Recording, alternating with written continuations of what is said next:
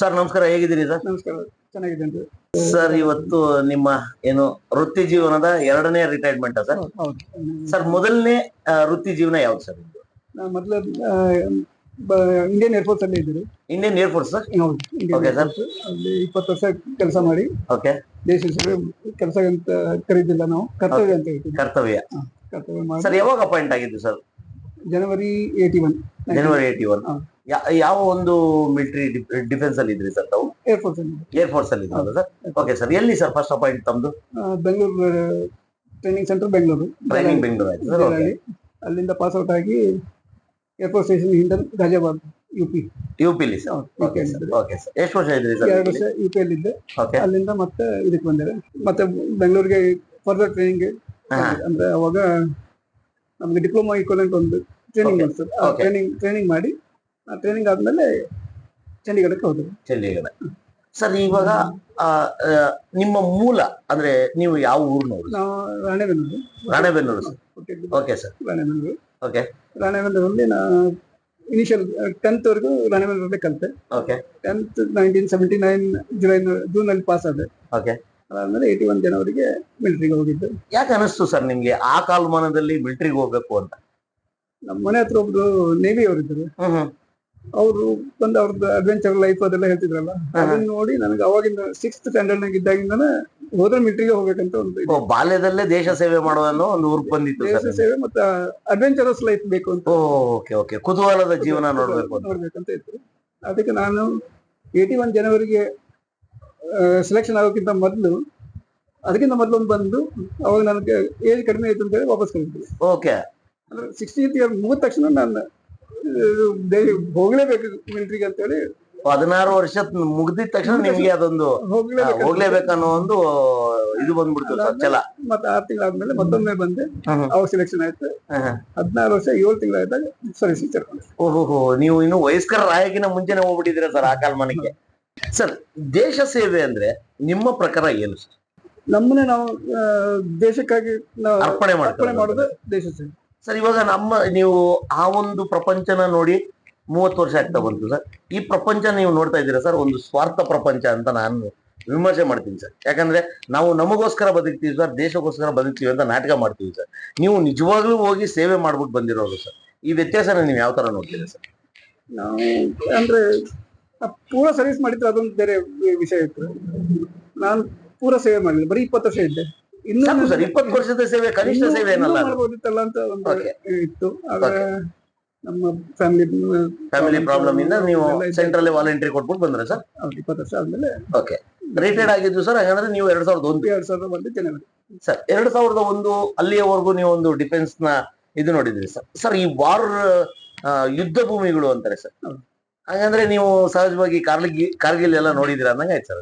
ಕಾರ್ಗಿಲ್ಗೆ ನಮ್ಮ ಯೂನಿಟ್ ಇಂದ ನಮ್ಮ ಪ್ಲೇನ್ ಒಳಗೆ ನಾವು ಮಟೀರಿಯಲ್ ಸಪ್ಲೈ ಮಾಡೋದು, ಮೆನ್ ಪವರ್ ಸಪ್ಲೈ ಮಾಡೋದು, ಲಾಜಿಸ್ಟಿಕ್ ಸಪ್ಲೈ ಎಲ್ಲ ನಾವು ಮಾಡ್ತಿದ್ವಿ.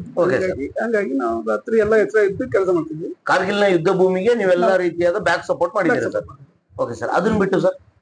ಅದನ್ನ ಬಿಟ್ಟು 84 ಬ್ಲೂ ಸ್ಟಾರ್ ಆಪರೇಷನ್. ಹಾ ಸರ್, ಬ್ಲೂ ಸ್ಟಾರ್ ಅದರೊಳಗೂ ನಾವು CRPF ಬ್ಯಾಕ್ ಹ್ಯಾಂಡ್ ಅಲ್ಲಿ ಇದ್ರಿ ಸರ್ ನೀವು.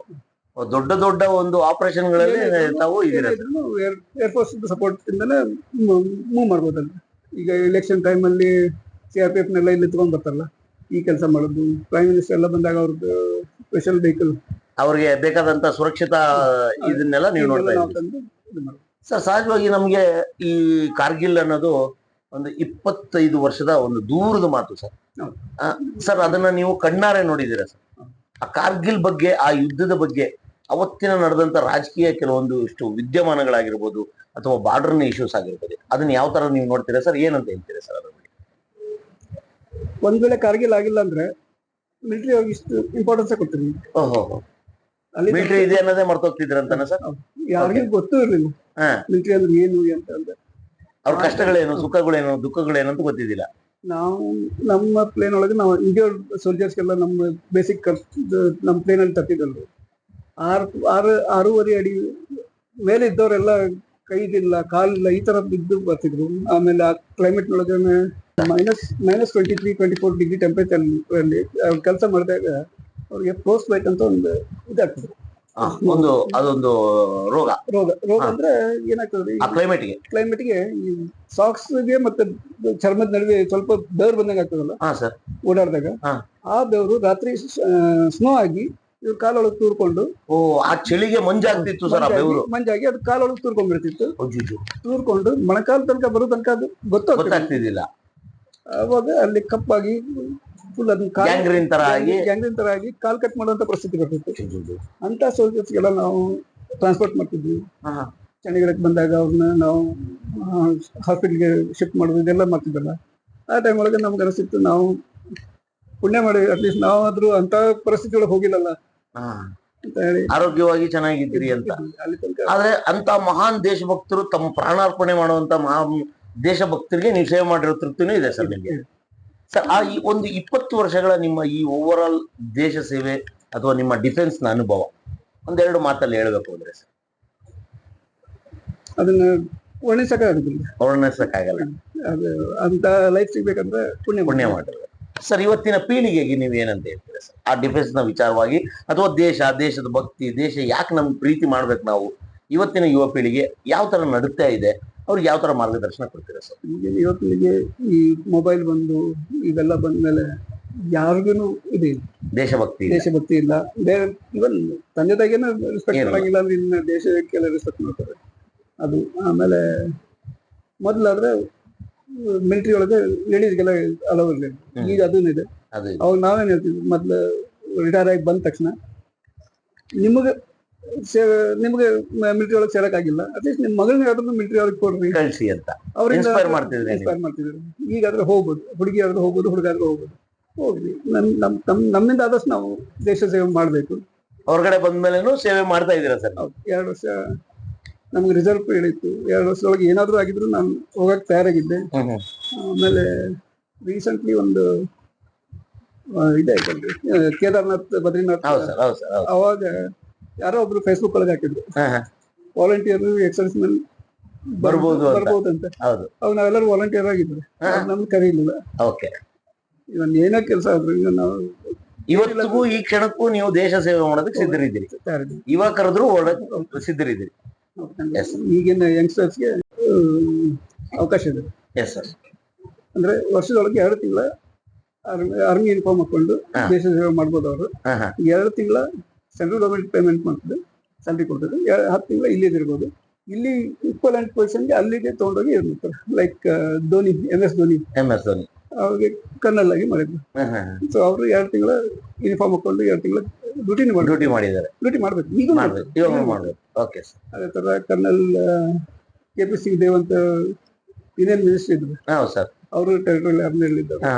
ಈ ತರ ಈಗಿನ ಇಲ್ಲಿ ನಮ್ಗೆ ಆಗಿಲ್ಲಪ್ಪ, ನಾವು ಈಗ ಏನೋ ಮಾಡಿ ಪೂರ್ಣ ಸೇವೆ ಮಾಡಕ್ಕಾಗಿಲ್ಲ, ಅಟ್ಲೀಸ್ಟ್ ಈ ತರ ಸೇವೆನೂ ಮಾಡಕ್ ಹೋಗ್ಬೋದು. ಅದ್ಭುತ ಸರ್. ಸರ್, ಇವತ್ತಿನ ಪೀಳಿಗೆಗೆ ನೀವೇನ್ ಕಿವಿ ಮಾತು ಹೇಳ್ತೀರಾ ಸರ್? ಯಾವ್ದು ವಿಚಾರ, ಓವರ್ ಆಲ್ ಒಂದು ಜೀವನದ ವಿಚಾರದಲ್ಲಿ ಏನಂತ ಕಿವಿ ಮಾತು ಹೇಳ್ತೀರಾ ಸರ್? ಅಂದ್ರೆ ನಾವು ದೇಶ ನಮ್ಗೆ ಏನ್ ಮಾಡುತ್ತೆ ಅನ್ನೋದಕ್ಕಿಂತ ನಾವು ದೇಶಕ್ಕೆ ಏನ್ ಮಾಡೇವೆ ಅನ್ನೋದನ್ನ ಒಂದು ಇದೇ ಮಾಡ್ಕೋಬೇಕು. ನಾವು ಏನ್ ಹೇಳ್ತೀವಿ, ನಮ್ಮಿಂದ ಆದಷ್ಟು ನಾವು ಸೇವೆ ಮಾಡುವ, ಮತ್ತು ದೇಶ ನಮ್ಗೆ ಏನ್ ಕೊಡ್ತು ಅನ್ನೋದಕ್ಕಿಂತ ದೇಶಕ್ಕೆ ನಾವೇನ್ ಕೊಡ್ತೀವಿ ಅನ್ನೋದು ಅದು ಇಂಪಾರ್ಟೆಂಟ್ ಸರ್. ಆ ಒಂದು ಏನು 20 ವರ್ಷಗಳ ನಿಮ್ಮ ಆ ಒಂದು ಜರ್ನಿ, ಏನು ದೇಶ ಸೇವೆಯ ಜರ್ನಿ, ಅದು ಮುಗಿಸ್ಕೊಂಡು ಮತ್ತೆ ರಿಟರ್ನ್ ಬಂದಾದ್ಮೇಲೆ ಇನ್ನೊಂದು ಇಲಾಖೆಗೆ ಬರ್ತೀರಾ ಸರ್, ಅದುವೇ ವಿದ್ಯುತ್ ಪರಿವೀಕ್ಷಣಾ ಇಲಾಖೆ. ಇಲ್ಲ, ಅದಕ್ಕಿಂತ ಮೊದಲು ಬೇರೆ 2 ಡಿಪಾರ್ಟ್ಮೆಂಟ್ ಅಲ್ಲಿ ಬಂದಿದೆ ಸರ್. ಯಾವ್ದು ಸರ್?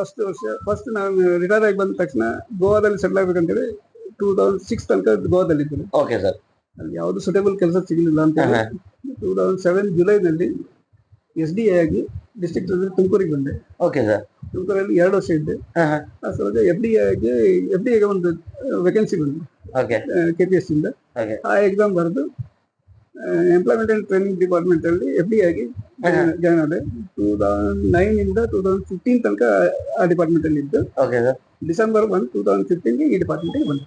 ಯಾಕೆ ಸರ್ ಆ ಇಲಾಖೆ ಆಗ್ಬೇಕು ಅಂದ್ರೆ ಅದು FDA ಇಲ್ಲಿ ನಮ್ದು ಇಂಜಿನಿಯರಿಂಗ್ ಕ್ವಾಲಿಫಿಕೇಶನ್ಗೆ ತಕ್ಕಂತ ಕೆಲಸ ಸಿಕ್ತು. ಇದು ನಿಮಗೆ ನೀವು ಓದಿದ್ದ ಓದುಗೂ ಮತ್ತು ಇದಕ್ಕೂ ಒಂದು ಸೂಟ್ ಆಗುವಂತ ಇಲಾಖೆ. ಅಂದ್ರೆ ನಮ್ಮ ಚಂಡೀಗಢದೊಳಗೆ ನಮ್ಮ ಒಬ್ಬ ಬಾಸ್ ಹೇಳ್ತಿದ್ದಾರೆ, ದೇಶ ನಮ್ಮ ಸಲುವಾಗಿ ಇಷ್ಟೆಲ್ಲ ಖರ್ಚು ಮಾಡಿ ನಮ್ಗೆ ಒಂದು ಪೊಸಿಷನ್ ತಂದ್ರಿಂದ ಆ ಕೆಲಸ ನಾವು ನಾವೇನು ಓದಿದ್ವಿ ಅದನ್ನೇ ಕರೆಕ್ಟ್ ಆಗಿ ಮಾಡಿದ್ರೆ ಕರೆಕ್ಟ್ ಇರುತ್ತೆ ಅಂತ. ಚಾನ್ಸ್ ಸಿಕ್ಕರೆ ಆ ಕೆಲಸ ನಾವು ಮಾಡ್ಬೇಕು. ಸೊ ಅದಕ್ಕೆ ನಾನು ಆಯ್ತಂತೇಳಿ ಇಲ್ಲಿ ಬಂದು ಇವತ್ತು ರಿಟೈರ್ ಆಗ್ತಾ ಇದ್ದೀನಿ. ಸರ್ ಯಾವ ಇಸ್ವಿಗೆ ಸರ್ ತಾವು ಈ ವಿದ್ಯುತ್ ಪರಿವೀಕ್ಷಣಾ ಇಲಾಖೆ ಬಂದಿದೆ? 2015 ಡಿಸೆಂಬರ್ ಬಂದಿದೆ. 2015 ಡಿಸೆಂಬರ್ 1. ಸರ್ ಕನಿಷ್ಠ 9 ವರ್ಷಗಳ ಸೇವೆ ವಿದ್ಯುತ್ ಪರಿವೀಕ್ಷಣಾ ಇಲಾಖೆಯಲ್ಲಿ ಮಾಡಿದ್ದಾರೆ ಸರ್. ಏನ್ ಅನ್ಸುತ್ತೆ ಸರ್ ಈ ಒಂದು ನಿಮ್ಮ ಈ ಒಂದು 9 ವರ್ಷಗಳ ಈ ಇಲಾಖೆಯ ಜೊತೆಗೆ ಅನುಬಂಧ? ಇಲ್ಲಿ ನಾವು ನಮಗೆ ಗೊತ್ತಿದ್ದ ವಿಷಯ ನಾವು ಇನ್ನು ಎಕ್ಸ್ಪ್ಲೋರ್ ಮಾಡ್ಕೊಂಡು ಹೋಗಿರುತ್ತೆ ಸರ್. ಆಮೇಲೆ ನಮಗಲ್ಲಿ ಬರೀ ಫ್ಲೈಟ್ ಸೇಫ್ಟಿ ಬಗ್ಗೆ ಮಾತಾಡ್ತಿದ್ವಿ, ಇಲ್ಲಿ ಜನರಲ್ ಸೇಫ್ಟಿ ಬಗ್ಗೆ ಅದನ್ನೆಲ್ಲ ಜನಕ್ಕೆ ತಿಳುವಳಿಕೆ ಹೇಳ್ಬೋದಿತ್ತು. ಆಮೇಲೆ ಜನರ ಜೊತೆಗೆ ಒಡನಾಟ ಜಾಸ್ತಿ ಆಯ್ತು, ಇದೆಲ್ಲ ಮಾಡಿ.